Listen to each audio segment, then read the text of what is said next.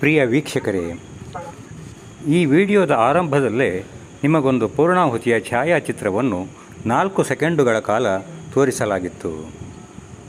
ಅದು ಇದೇ ಗಣಪತಿ ಹೋಮದ ಛಾಯಾಚಿತ್ರ. ವಿಶೇಷವೆಂದರೆ ಆ ಛಾಯಾಚಿತ್ರದಲ್ಲಿ ಗಣಪತಿಯ 2 ಕಣ್ಣುಗಳು, ಬಲಗೈಯ ತ್ರಿಶೂಲ ಹಾಗೂ ಸೊಂಡಿಲು ಎದ್ದು ಕಾಣುತ್ತದೆ. ಎಡಗಣ್ಣಂತೂ ತುಂಬ ಮನಮೋಹಕವಾಗಿದೆ.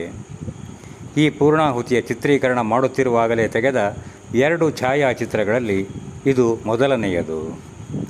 ಈ ವಿಡಿಯೋದ ಅಂತಿಮ ಭಾಗದಲ್ಲಿ ಈ ಛಾಯಾಚಿತ್ರವನ್ನು ಇನ್ನಷ್ಟು ಹಿರಿದಾಗಿಸಿ ಗಣಪತಿಯ ರೂಪವನ್ನು ಸರಿಯಾಗಿ ಕಾಣುವಂತೆ ತೋರಿಸಲಾಗಿದೆ.